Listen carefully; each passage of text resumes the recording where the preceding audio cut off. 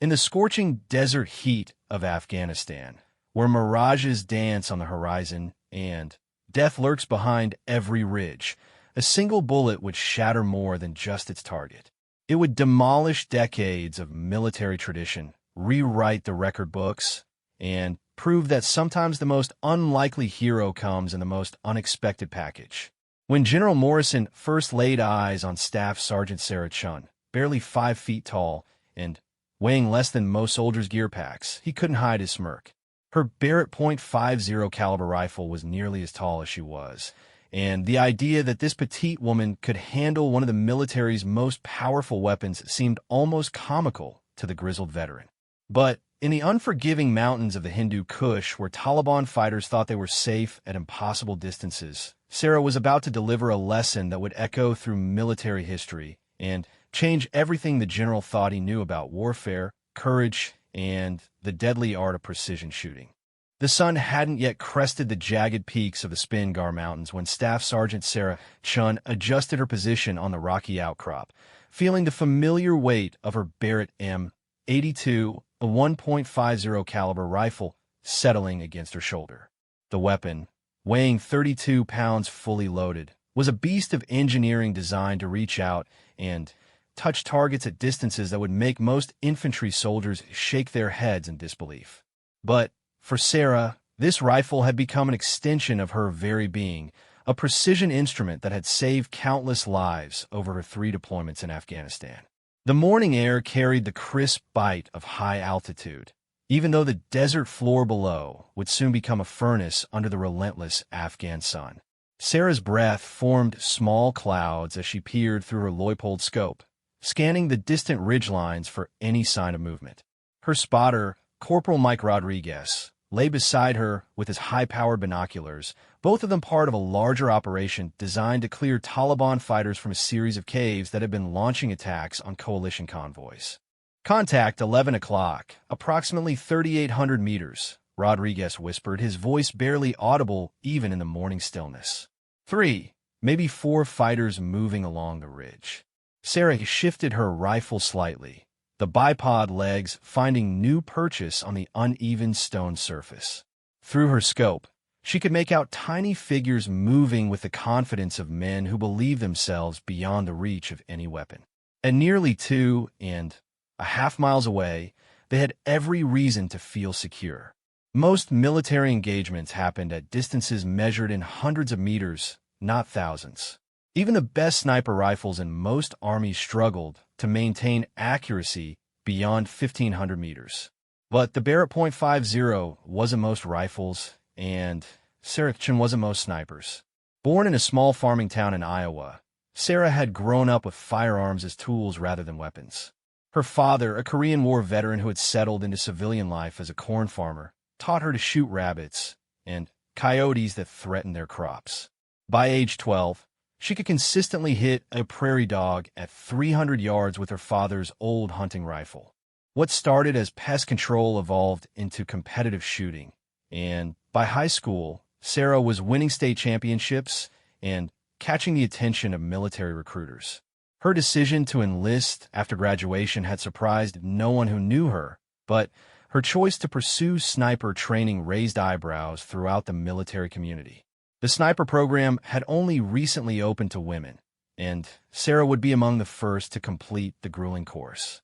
The physical demands were brutal enough, carrying heavy equipment across miles of terrain, remaining motionless for hours in uncomfortable positions, functioning on minimal food and water. But the mental requirements were even more challenging. A sniper needed the patience of a hunter, the mathematical precision of an engineer, and the emotional stability to take a human life from a distance where the target never knew death was coming.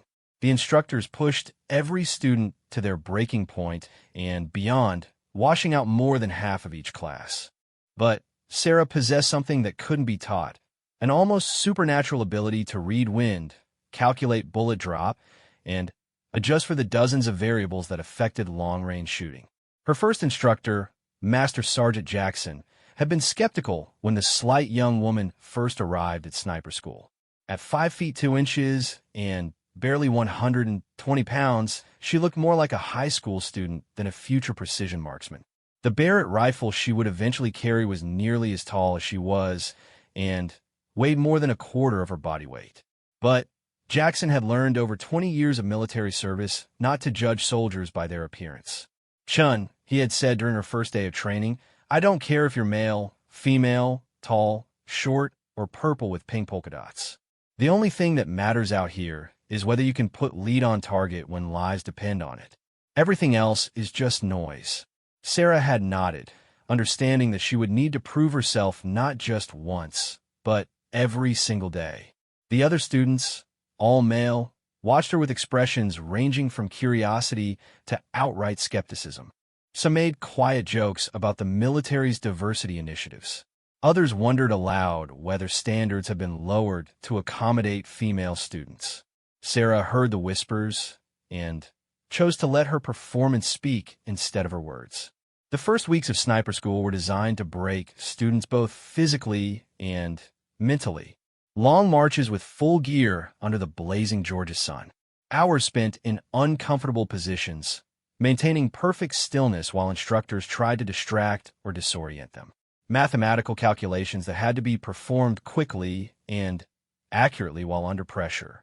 Many students cracked under the strain, requesting transfers back to regular infantry units. Sarah not only survived, but excelled. Her small frame, which had initially seemed like a disadvantage, proved beneficial for remaining hidden in concealment positions. Her background in competitive shooting gave her a solid foundation in the fundamentals of marksmanship. Most importantly, she possessed an innate understanding of external ballistics, the complex science of how bullets behave in flight over long distances. Every bullet fired from a rifle begins dropping toward Earth the instant it leaves the barrel, following a curved trajectory influenced by gravity, air resistance, wind speed and direction, temperature, humidity, and barometric pressure. At long ranges, these factors compound exponentially. A bullet that might drop only a few inches at 300 yards could drop several feet at 1,000 yards. Wind that barely affects accuracy at close range can push a bullet completely off target at extended distances.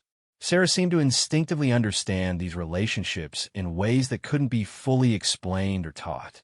While other students struggled with ballistic calculators and reference charts, she could look at terrain features, feel wind conditions, and make accurate adjustments almost by intuition. Her instructors had never seen anything quite like it. "It's like she can see the bullet's path before she fires," Master Sergeant Jackson confided to his fellow instructors. "I've been doing this for 2 decades, and I've never seen anyone pick up advanced ballistics this quickly."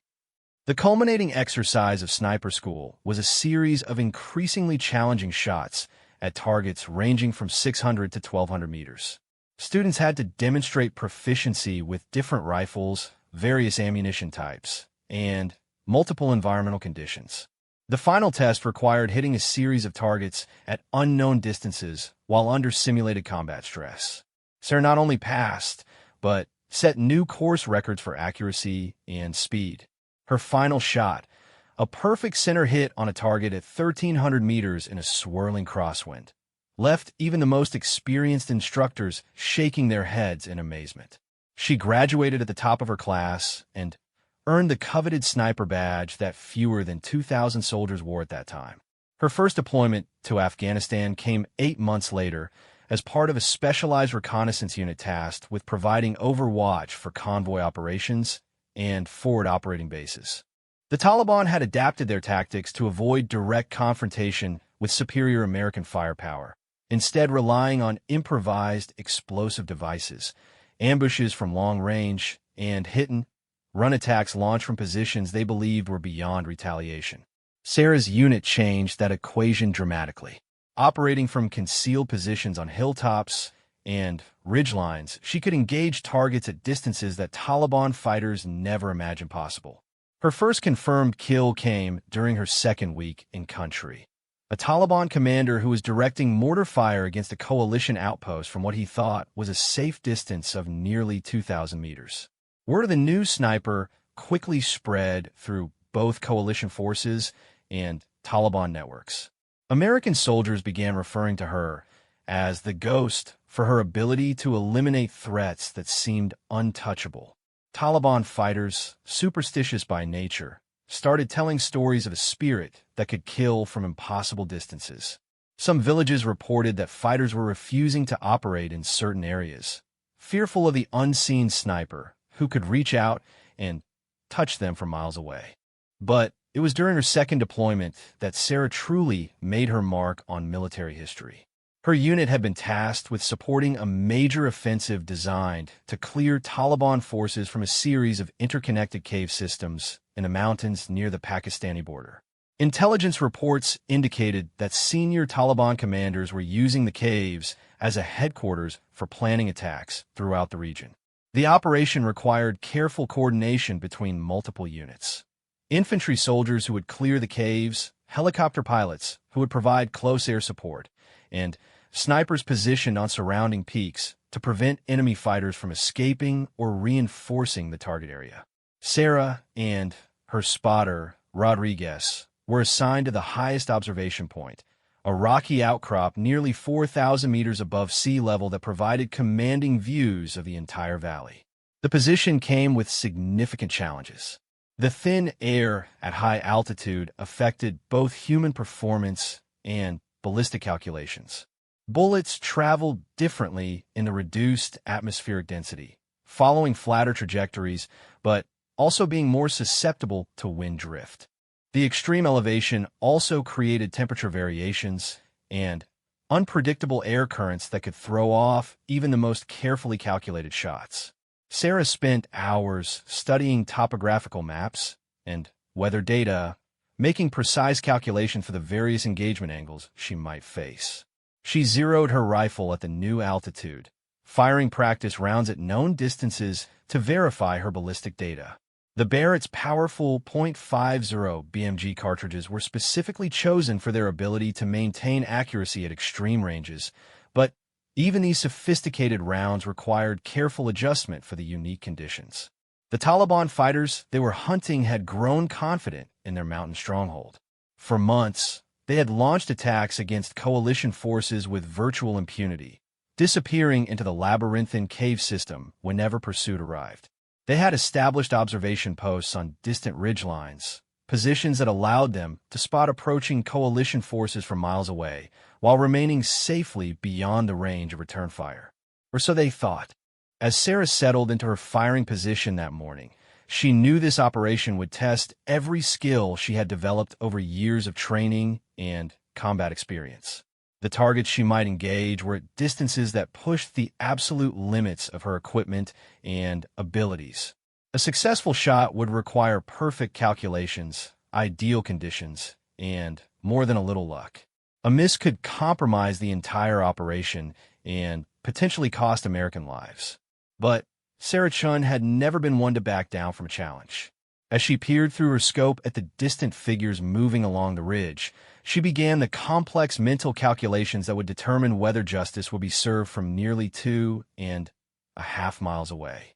The general skepticism about her abilities was about to be tested in the most dramatic way possible. Rodriguez continued his quiet commentary, providing wind readings and target descriptions while Sarah made minute adjustments to her rifle's position. The figures on the distant ridge moved with the casual confidence of men who had never been threatened at such extreme range.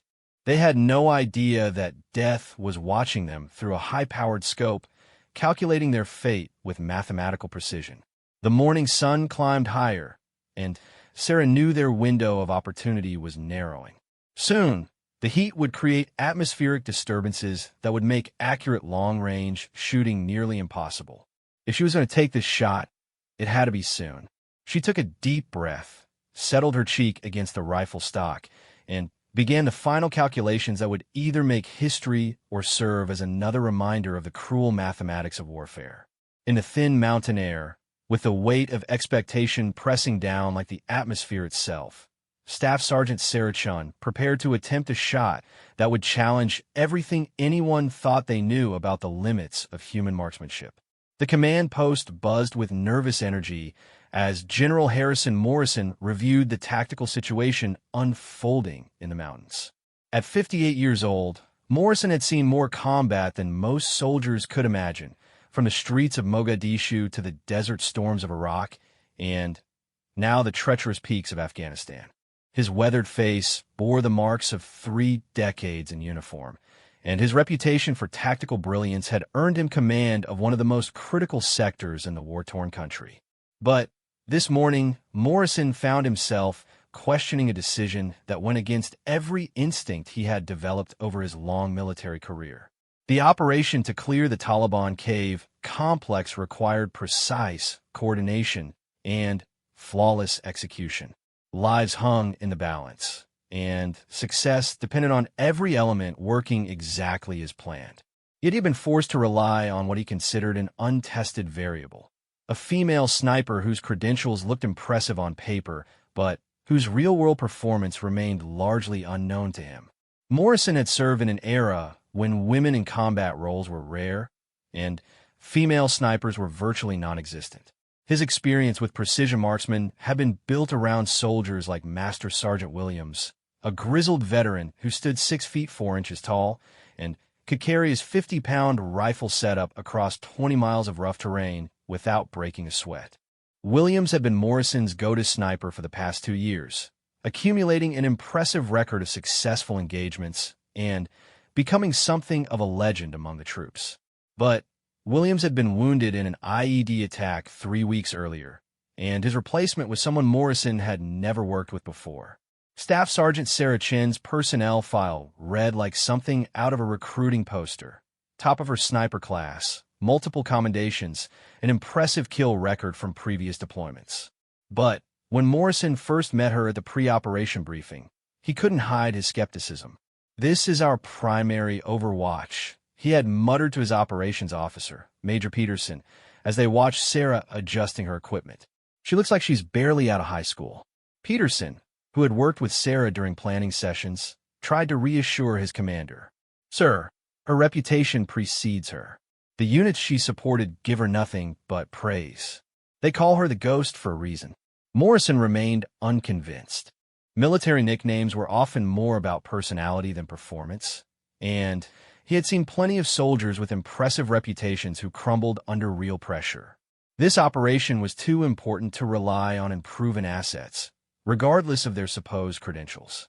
The briefing had done little to change his mind. Sarah spoke with quiet confidence about her position, her fields of fire, and her assessment of the tactical situation. She asked intelligent questions about enemy movements and coordination with other units.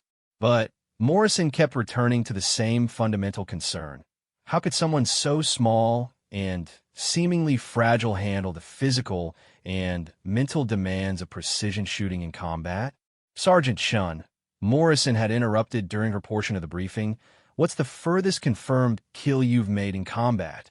1,840 meters, sir," Sarah replied without hesitation.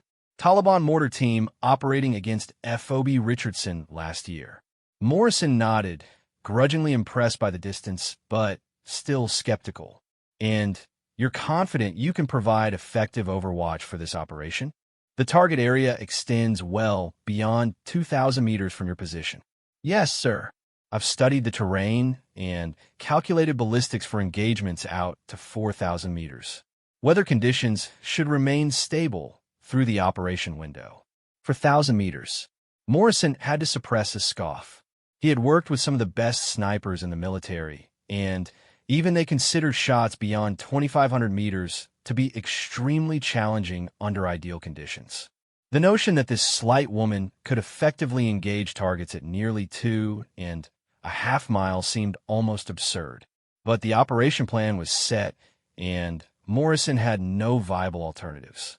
Sarah Chun would be his primary overwatch, whether he liked it or not. He could only hope that his concerns would prove unfounded and that her reputation was based on substance rather than military politics. Now, as the operation unfolded, Morrison found himself monitoring radio communications with growing anxiety. The infantry teams had begun their approach to the cave complex, moving carefully across terrain that offered little cover. Intelligence reports suggested that Taliban lookouts were positioned on distant ridgelines, ready to alert defenders and call in reinforcements if the assault was detected too early. Overwatch, this is ground commander, came the voice of Captain Martinez, leading the infantry assault. We're approaching phase line alpha. Any movement from the observation posts? Sarah's voice crackled back over the radio, calm and professional. Ground commander, Overwatch. Negative movement from known positions. Maintaining observation. Morrison leaned forward in his chair, studying the tactical display that showed the positions of all friendly forces. Sarah and her spotter were represented by a small blue symbol on a ridge nearly 4,000 meters from the target area, so far away that they appeared almost disconnected from the main operation. It bothered him that such a critical element was positioned at what he considered to be marginal engagement range. Sir, Major Peterson said quietly, the advance elements are reporting clear approaches so far. No sign that the enemy has detected movement. Morrison nodded, but remained tense. Operations had a way of changing rapidly, and he knew that the real test would come when contact was made.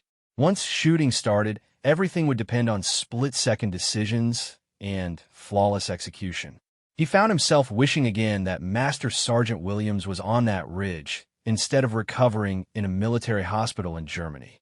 The radio crackled with routine position reports as the infantry teams continued their careful advance.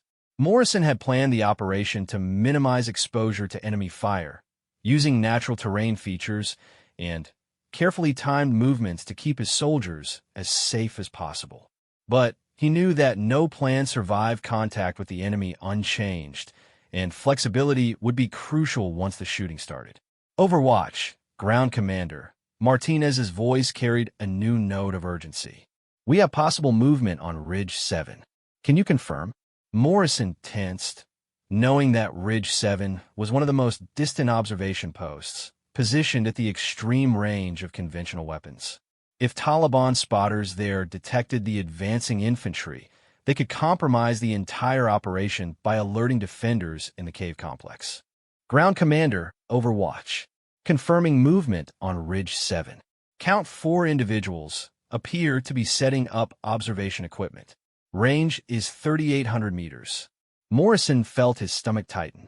3,800 meters, nearly 2.5 miles. Even if Sarah could somehow hit targets at that distance, the extreme range made positive identification difficult. Rules of engagement required certain identification before engaging, especially at distances where civilian casualties became a significant concern. Overwatch, can you confirm hostile intent? Martinez asked the question that Morrison was thinking. There was a pause before Sarah responded, and Morrison could picture her studying the distant targets through her high-powered scope, trying to determine whether they posed a genuine threat to the operation. Ground commander, Overwatch. Targets appear to be military-age males with what looks like radio equipment and observation gear. Position is consistent with intelligence reports on Taliban observation posts.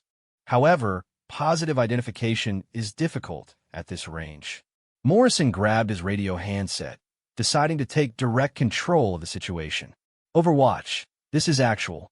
What is your assessment of the threat level? Actual, Overwatch. If these are Taliban spotters, they have clear lines of sight to the entire approach route. Once your ground elements move past phase line Bravo, they'll be exposed to observation and potential indirect fire direction. The general studied his tactical map, confirming Sarah's assessment. The infantry teams were approaching a section of open ground that couldn't be avoided. If Taliban spotters on Ridge 7 detected them and called in mortar or rocket fire, the operation could turn into a bloodbath. Overwatch, what is your confidence level for engagement at that range? Morrison asked, dreading the answer. Actual, I have a clear field of fire and stable shooting conditions. Ballistic calculations are complete. I assess a high probability of successful engagement. High probability. Morrison shook his head slightly, wondering what Sarah considered high probability at a distance that pushed the absolute limits of rifle technology. Even a most optimistic assessment would put accuracy at that range at maybe 50% under perfect conditions. Major Peterson leaned over to whisper in Morrison's ear, "Sir, if she misses, we've only alerted them to our presence. But if she connects, we eliminate a significant threat to the ground teams." Morrison weighed the options quickly. Allow the potential spotters to remain in position and risk exposure of the entire assault force, or authorize an engagement at a distance that seemed almost impossible. Either choice carried significant risks, but he knew that indecision was often the worst option of all. Ground Commander, hold position at phase line Alpha. Do not advance until further notice. Morrison paused, making the decision that would define the operation. Overwatch, you are authorized to engage targets on Ridge 7 at your discretion. Actual, Overwatch. Roger. Engaging targets on Ridge 7. Morrison set down the radio handset and found himself holding his breath. In all his years of combat command, he had never authorized an engagement at such extreme range. The mathematics alone seemed to argue against success. A bullet fired at that distance would be in flight for nearly 6 seconds, during which wind conditions, temperature variations, or simple movement by the targets could render the shot ineffective. The command post fell silent except for the static of radio communications and the distant sound of helicopters maintaining their holding patterns. Everyone present understood that they were about to witness either a remarkable demonstration of marksmanship or a costly mistake that could compromise the entire operation. Morrison found himself thinking about the soldiers advancing toward the cave complex, trusting their lives to decisions made by commanders who were miles away from the actual fighting. Captain Martinez and his men were depending on accurate intelligence, effective support, and the skills of people they had never met. It was the fundamental challenge of military command, making life and death decisions based on incomplete information and imperfect assets. "Sir," the communications operator said quietly, "Overwatch reports ready to engage." Morrison nodded, knowing that there was nothing more he could do except wait for the results. Somewhere on a distant ridge, a young woman he barely knew was about to attempt a shot that would either validate his faith in her abilities or confirm his worst fears about relying on unproven assets in critical situations. The seconds stretched into what felt like minutes as everyone in the command post waited for word from the distant sniper. Morrison found himself questioning every decision that had led to this moment. The operational plan, the positioning of assets, the authorization to engage at such extreme range. But second-guessing would have to wait until after the immediate crisis was resolved. Finally, Sarah's voice crackled over the radio, calm and matter-of-fact despite the significance of what she was reporting. Actual, Overwatch. Splash 1. Target down on Ridge 7. Remaining targets appear to be scattering. Morrison felt a wave of relief mixed with amazement. Against all odds, Sarah had successfully engaged a target at nearly 4,000 meters, a distance that challenged the theoretical limits of rifle marksmanship. But he forced himself to remain focused on the tactical situation rather than celebrating prematurely. Overwatch, confirm 1 target eliminated. What is the status of remaining personnel on Ridge 7? Actual, remaining targets have withdrawn from observation positions. Ridge 7 is clear of hostile activity. Morrison turned to Major Peterson, seeing his own amazement reflected in his operations officer's expression. Ground Commander, you are cleared to advance to Phase Line Bravo. Ridge 7 threat has been eliminated.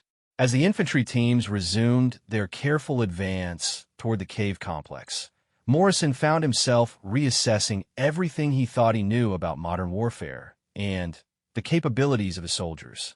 The shot that Sarah had just made would have been considered impossible by most military standards, yet she had executed it with apparent ease under combat conditions. But even as he acknowledged her remarkable achievement, Morrison knew that the operation was far from over. The elimination of 1 observation post was just the beginning, and the real test would come when his soldiers reached the cave complex and began the dangerous work of clearing fortified positions. Sarah's long-range capabilities had bought them tactical advantage, but Ultimate success would depend on the courage and skill of every soldier involved in the assault. The radio crackled with reports of continued advancement, and Morrison settled back into his command chair to monitor the developing situation. His skepticism about Staff Sergeant Sarah Chun hadn't been entirely eliminated, but it had certainly been shaken by what he had just witnessed. Perhaps there was more to modern warfare than the traditional assumptions he had carried throughout his career. Time would tell whether this remarkable shot was the beginning of a successful operation or simply a lucky moment in what could still become a costly failure. Sarah felt the familiar calm settle over her as she prepared for what would become the most challenging shot of her military career. The target on Ridge 7 had been eliminated, but Rodriguez was already identifying new threats emerging from positions that intelligence had failed to detect. Taliban fighters were moving with increasing urgency, apparently realizing that their sanctuary was under assault. Movement on Ridge 5, Rodriguez reported quietly, his binoculars tracking distant figures. Looks like a heavy weapons team setting up. Range approximately 4,200 meters. Sarah swiveled her rifle toward the new target area, feeling the Barrett's weight distribute across the bipod legs. Through her scope, she could make out tiny figures maneuvering what appeared to be a mortar or recoilless rifle into position. At over 4,000 meters, they were beyond the effective range of any weapon except the heaviest artillery, or so they believed. The mathematical challenge was staggering. At that distance, her .50 caliber bullet would drop nearly 60 feet from its initial trajectory, requiring her to aim at a point high above the target to compensate for gravitational pull. Wind drift would be measured in yards rather than inches, and the slightest miscalculation would send the round harmlessly into the mountainside. But Sarah had spent years mastering the complex science of external ballistics. She understood that successful long-range shooting was less about marksmanship than it was about meteorology, physics, and mathematics. The rifle and her shooting skills were simply tools for applying scientific calculations to tactical problems. She began her mental checklist, running through the dozens of variables that would affect bullet performance over such an extreme distance. Range, 4,200 meters, confirmed by laser rangefinder. Wind, variable, with apparent crosswind components at multiple altitudes. Temperature, rising as the morning sun climbed higher, affecting both air density and rifle performance. Humidity, low, typical for the dry Afghan climate. Barometric pressure, reduced due to altitude, requiring adjustments to standard ballistic tables. Rodriguez fed her wind readings from his handheld anemometer while simultaneously monitoring radio traffic from the advancing infantry teams. Ground elements are taking fire from the cave complex, he reported. They need that heavy weapons position eliminated before it can provide supporting fires. Sarah made minute adjustments to her scope's elevation and windage turrets, dialing in corrections based on her calculations. The Barrett's sophisticated optics allowed precise adjustments measured in minute-of-angle increments, but at extreme range, even tiny errors would be magnified into complete misses. The physics of long-range shooting became exponentially more complex as distances increased. A bullet that remained supersonic for most shorter shots would transition to subsonic flight somewhere during its journey to the target, changing its ballistic characteristics midway through the trajectory. Wind effects that might push a bullet inches off course at moderate range could deflect it several feet at maximum range. Sarah had spent countless hours studying ballistic charts and computer models, but real-world conditions rarely matched theoretical calculations perfectly.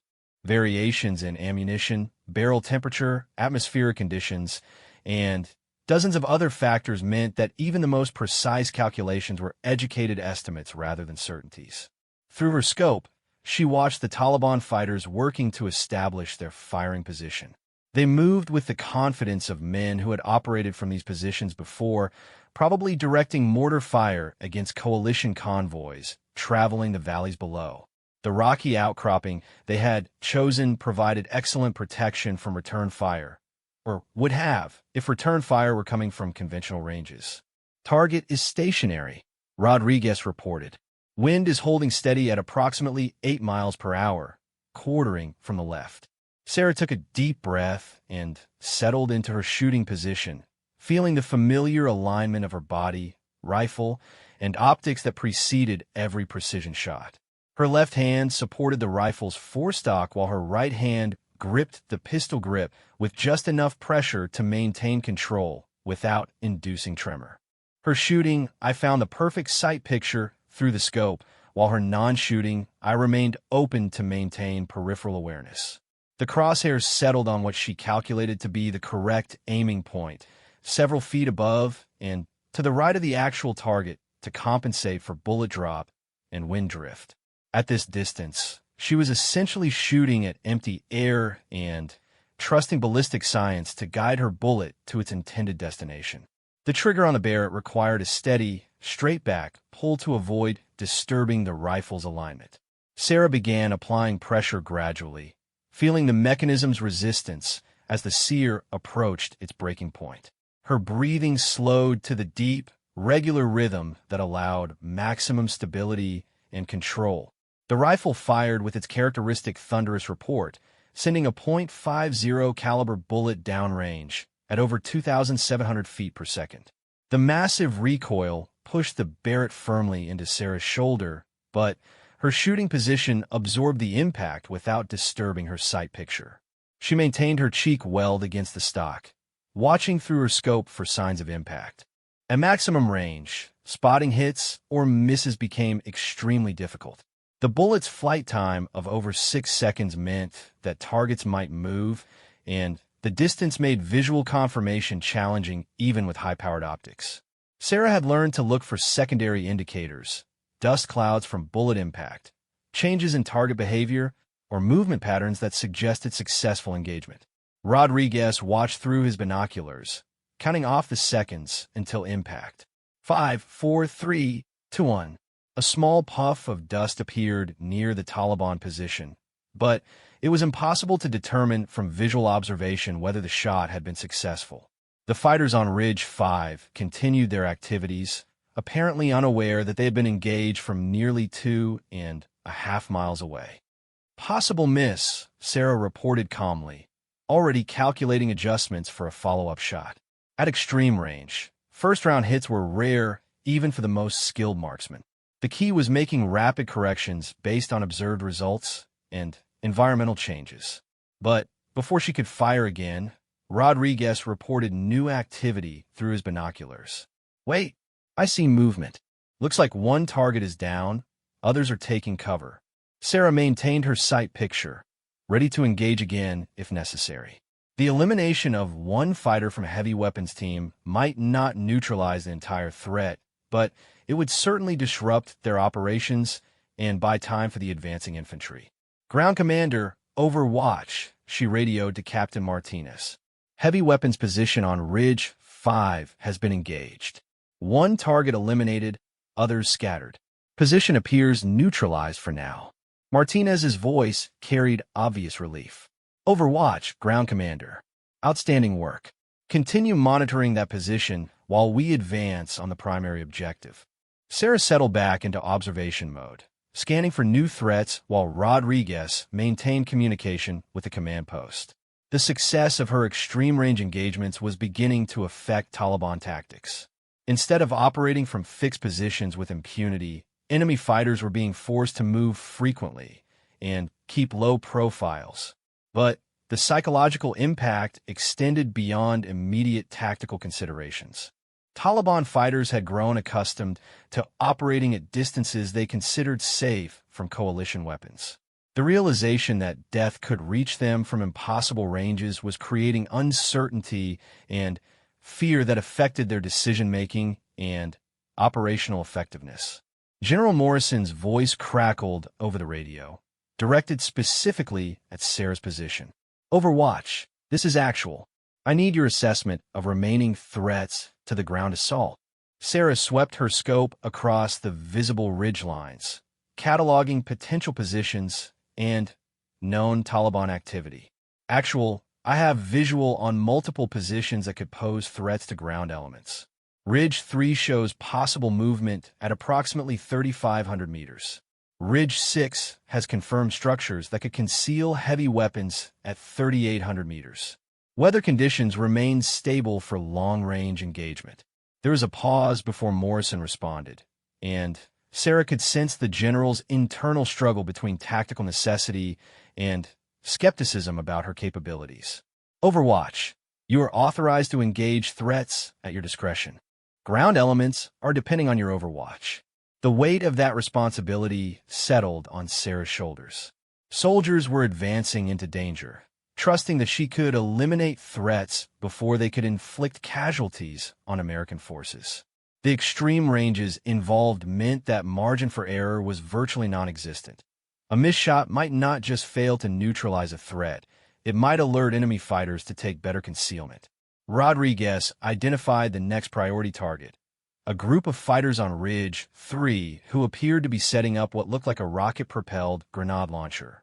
The position offered excellent fields of fire against the approaching infantry, and the weapon's range would allow engagement of American forces well before they could return effective fire. Range 3,500 meters, Rodriguez reported. Target appears stationary, but there's significant thermal activity that could affect bullet flight. Sarah nodded, understanding the additional challenge posed by rising air temperatures. As the Afghan sun climbed higher, it created heat mirages and atmospheric disturbances that could deflect bullets unpredictably. Long-range shooting was most effective during the stable air conditions of early morning or late evening. She made new calculations for the reduced range, but increased atmospheric interference. The shot was still at the extreme limit of practical accuracy, requiring precise adjustment for environmental conditions that were constantly changing. The margin between success and failure was measured in fractions of degrees and minor variations in wind speed. Through her scope, Sarah could see the Taliban fighters working with obvious urgency. They seemed to understand that time was running out and that their mountain stronghold was under serious assault. The elimination of their observation post had disrupted their early warning network, forcing them to operate with less information about coalition movements. The crosshairs settled on her calculated aiming point, and Sarah began her final preparations for another extreme-range engagement. The success of previous shots had built confidence, but she knew that overconfidence could be deadly in precision shooting. Each shot required the same methodical approach and careful execution, regardless of previous results. Rodriguez monitored radio traffic while maintaining observation of secondary targets. Ground elements report they're taking sniper fire from an unknown position, he reported. They need immediate support. Sarah shifted her search pattern, looking for muzzle flashes or other signs of enemy sniper activity. Counter-sniper work was one of the most challenging aspects of her job, requiring her to detect and eliminate threats that were specifically trained to remain hidden.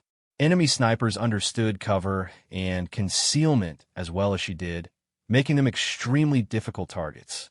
The tactical situation was becoming more complex as multiple threats developed simultaneously. Sarah had to prioritize targets based on immediate danger to friendly forces while maintaining awareness of the overall battlefield. The luxury of taking careful, deliberate shots was disappearing as the pace of operations increased. But this was exactly the kind of pressure she had trained for throughout her military career. Combat rarely provided ideal conditions for precision shooting, and the ability to perform under stress separated truly effective snipers from those who were merely competent on training ranges. Sarah had proven herself capable of making the adjustment from peacetime precision to wartime effectiveness. The intensity of the firefight below escalated rapidly as Captain Martinez's infantry teams encountered heavier resistance than intelligence reports had predicted.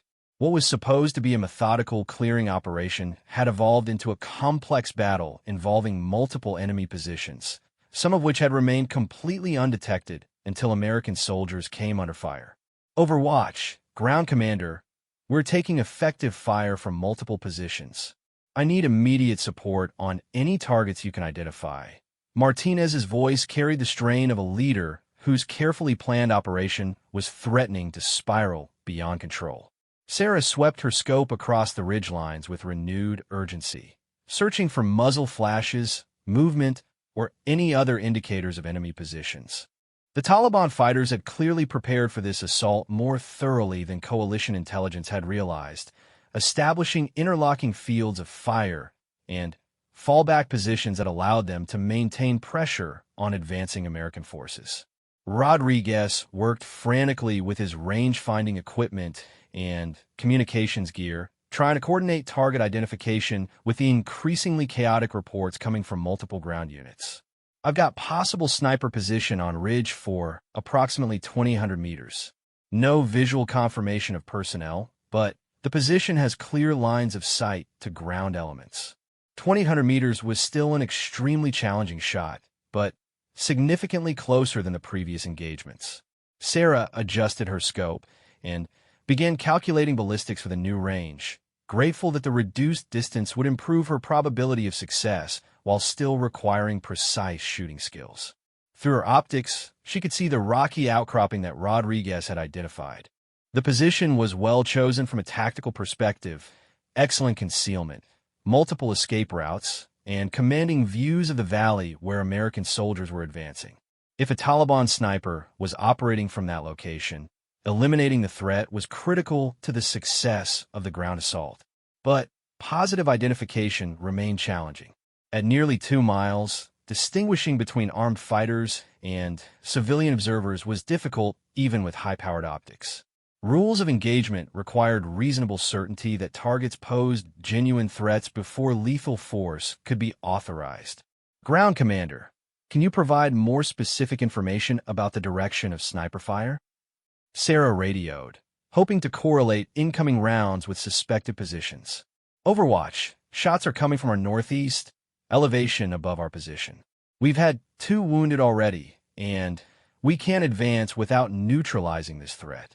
Northeast from the ground team's position corresponded exactly with Ridge 4. Combined with the tactical suitability of the location and the timing of enemy fire, Sarah felt confident that she had identified the correct target area. Now, she needed to find a specific threat within that general location. Scanning methodically across the ridge, Sarah looked for any anomaly that might indicate human presence. Enemy snipers were trained in camouflage and concealment, but they still had to expose themselves sufficiently to observe targets and take shots. A glint of light from optical equipment, an unnaturally regular shape among natural rock formations, or movement that didn't match wind patterns. Any of these could reveal a hidden position. I see it, Rodriguez whispered urgently. Muzzle flash, Ridge 4, approximately 200 meters left of the high point. Sarah shifted her rifle toward the indicated area, her scope revealing a shallow depression among the rocks that provided ideal concealment for shooting position. As she watched, she caught a brief glimpse of movement, probably a sniper adjusting position between shots. The range was 2,850 meters according to her laser rangefinder. Wind conditions had changed as the morning progressed, with thermal currents creating variable air movement at different altitudes. The atmospheric conditions were becoming less stable as the sun climbed higher, making precise shooting more challenging. Sarah made rapid calculations for the engagement, factoring in the reduced range, but increased environmental complexity. At this distance, her bullet would still be in flight for over 3 seconds, during which any change in target position or wind conditions could affect the outcome. Ground Commander, I have identified the suspected sniper position. Preparing to engage. Overwatch, you are cleared hot. Ground elements have taken casualties and need immediate support. Sarah settled into her shooting position, feeling the familiar ritual of precision marksmanship despite the urgent tactical situation. Her breathing deepened and slowed as she found her natural point of aim, allowing her body to achieve the stability necessary for accurate long-range shooting. The crosshairs aligned on her calculated aiming point, accounting for bullet drop and wind drift over the nearly 3-kilometer distance. Through the scope, the target area looked like empty rock formations, but Sarah trusted Rodriguez's observation and her own brief glimpse of movement. The Barrett's trigger broke cleanly, sending another .50 caliber round downrange with its thunderous report. Sarah maintained her sight picture, watching for impact indicators while mentally calculating adjustments for a potential follow-up shot.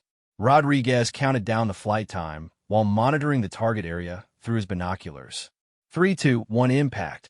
A small dust cloud erupted from the rocky depression where Sarah had aimed, but immediate battle damage assessment was impossible at such extreme range.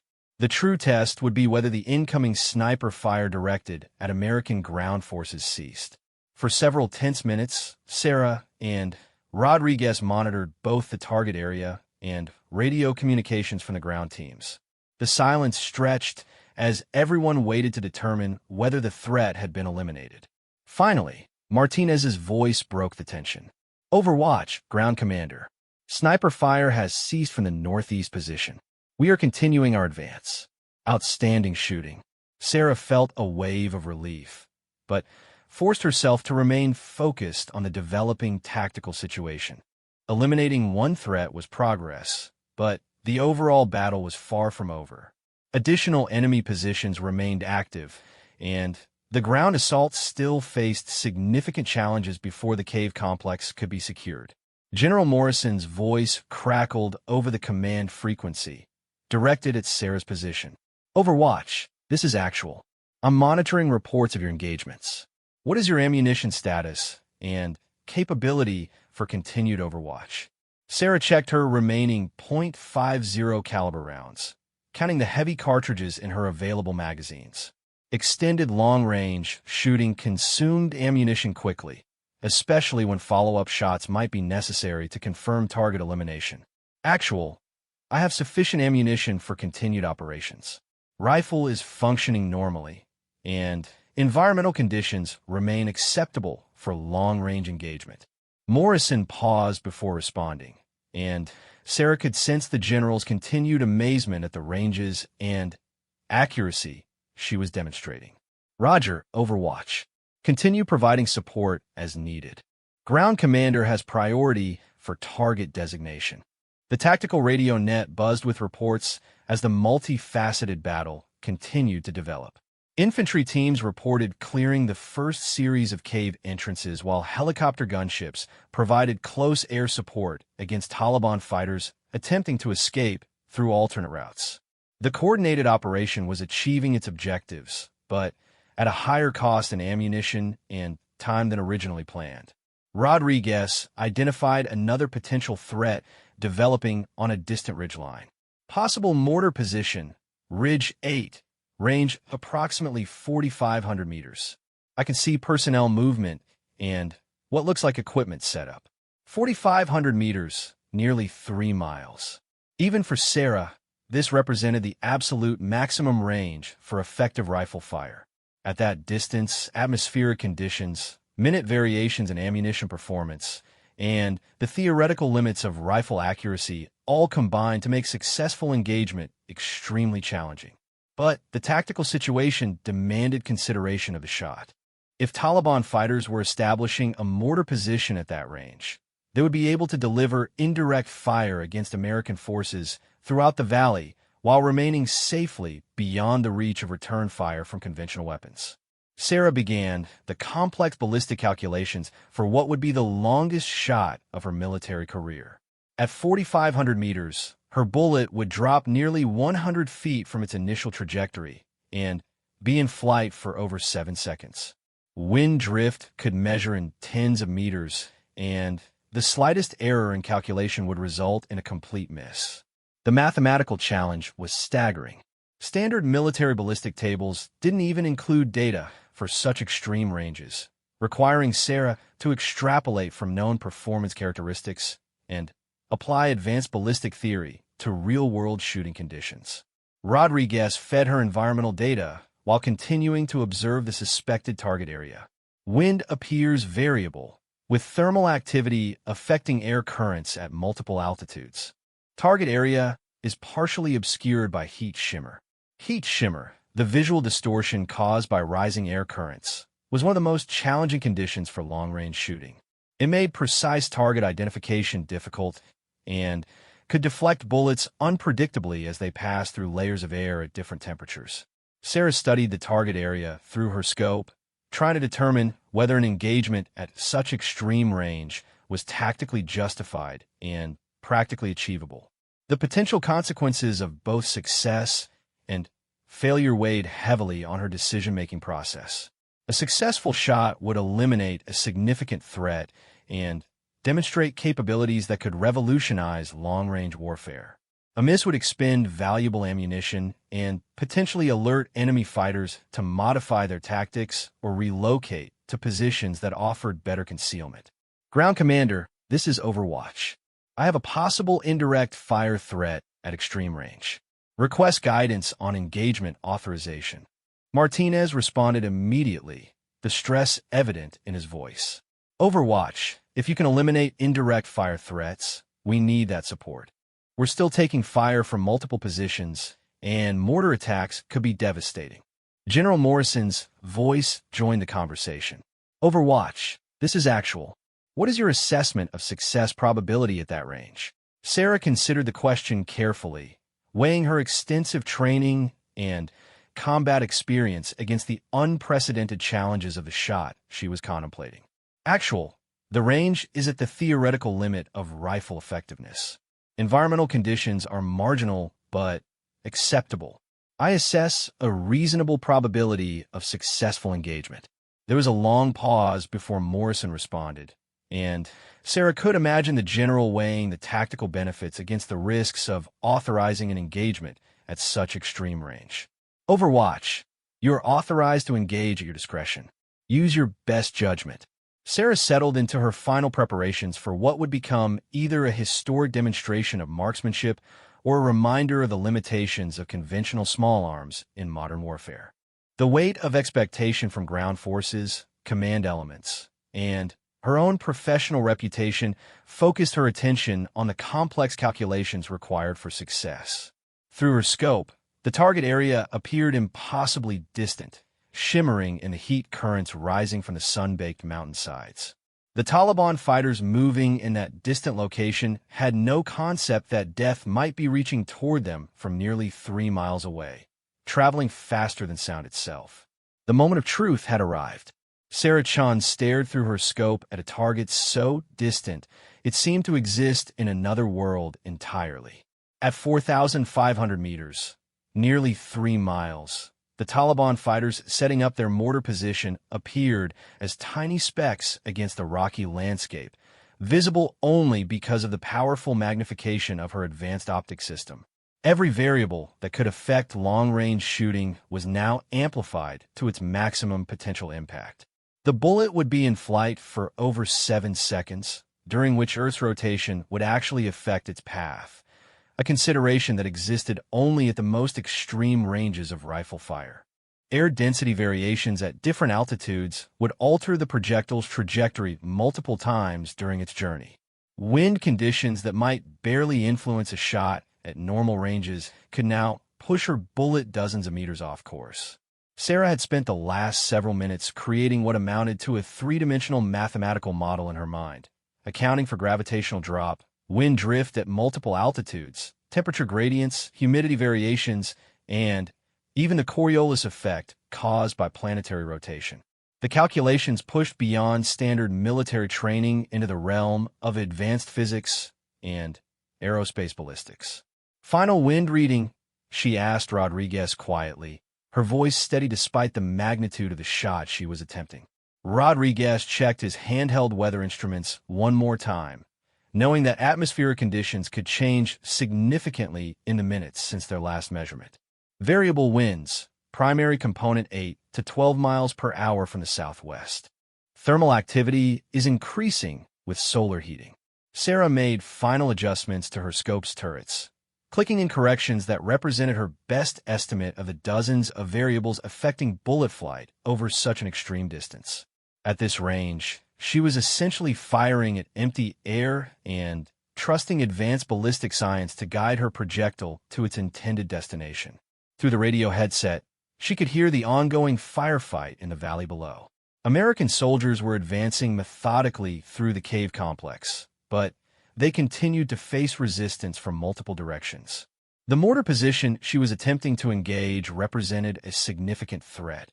If Taliban fighters succeeded in establishing effective indirect fire, they could rain explosives down on American positions from a range that conventional weapons couldn't match.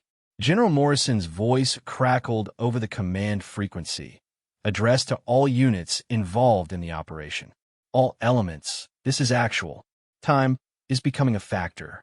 We need to secure the objective and extract before enemy reinforcements arrive. The pressure was mounting from multiple directions. Intelligence reports suggested that Taliban fighters from surrounding areas were moving toward the battle, drawn by the sound of sustained gunfire.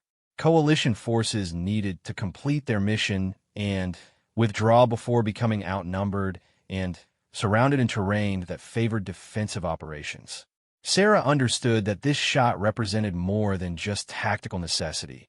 It had become a test of the absolute limits of individual marksmanship and modern rifle technology.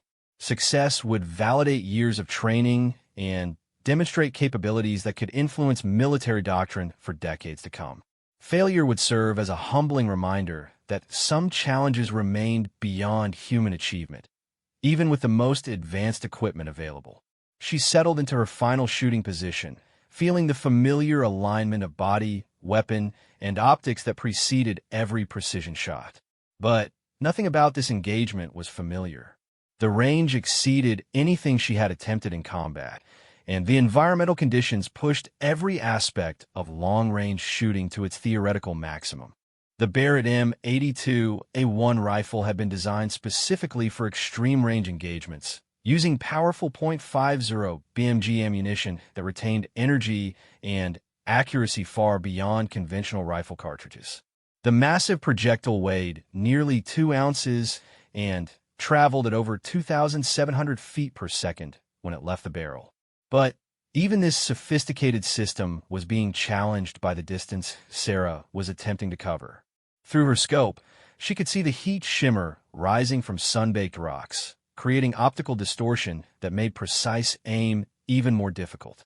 The target area wavered like a mirage, forcing her to estimate where solid objects actually existed versus where they appeared to be through the disturbed air. Rodriguez maintained his observation through high-power binoculars, ready to spot the impact and assess results. Target appears stationary. I count at least 3 individuals in the setup area.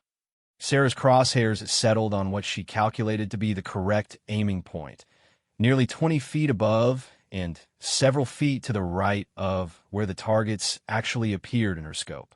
The sight picture looked absurd, as if she were aiming at empty sky, but the mathematics of extreme-range ballistics demanded such dramatic compensation for gravitational drop and wind drift.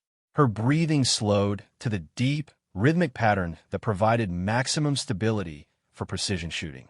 The rifle's weight distributed perfectly across its bipod legs, and Sarah's body position provided a solid shooting platform despite the rocky terrain. Everything that training and experience could control was optimized for success. But she knew that factors beyond human control would ultimately determine the outcome. Minute variations in ammunition manufacturing, microscopic changes in barrel condition, atmospheric fluctuations that couldn't be measured with portable instruments. Any of these could cause the shot to miss by margins that would be imperceptible at normal ranges, but devastating at nearly 3 miles. The trigger on the Barrett required steady, straight-back pressure to avoid disturbing the rifle's alignment. Sarah began applying force gradually, feeling the mechanism's resistance as she approached the breaking point. Her entire focus narrowed to the sight picture in her scope and the precise control of trigger pressure. The rifle fired with its characteristic thunder, sending a half-inch diameter projectile downrange at tremendous velocity. The massive recoil drove the Barrett firmly into Sarah's shoulder, but she maintained her cheek welled against the stock, keeping her eye aligned with the scope to observe impact. In the command post miles away, General Morrison found himself holding his breath as he monitored radio communications. The audacity of authorizing a shot at such extreme range had surprised even him, but The tactical situation demanded desperate measures. If Staff Sergeant Chun could somehow connect at nearly 3 miles, it would represent one of the most remarkable achievements in the history of military marksmanship. Rodriguez counted down the flight time while tracking the target area through his binoculars. At maximum range, spotting impacts became extremely challenging, requiring careful observation and sometimes luck to determine shot effectiveness. 7, 6, 5, 4, 3 ton. A small puff of dust appeared in the target area, but the extreme distance made immediate assessment impossible. Rodriguez strained to see any change in the activity pattern that might indicate successful engagement. For several seconds that felt like hours, both Sarah and Rodriguez watched the distant ridge, looking for any sign that the shot had found its mark. At such extreme range, even a successful hit might not produce immediately visible results. Then, Rodriguez saw what he was looking for. Movement change. I see personnel scattering from the position. Someone is down. Sarah remained focused on her scope, ready to make rapid adjustments for a follow-up shot if necessary.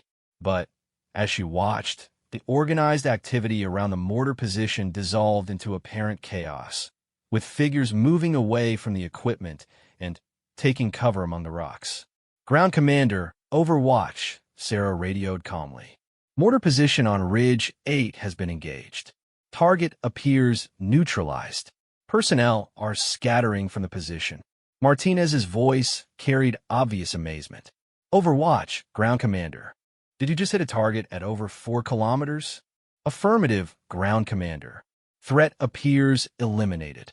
The radio net fell silent for a moment as the implications of what had just occurred settled on everyone monitoring the communications. A successful rifle shot at 4,500 meters challenged everything that conventional military wisdom considered possible.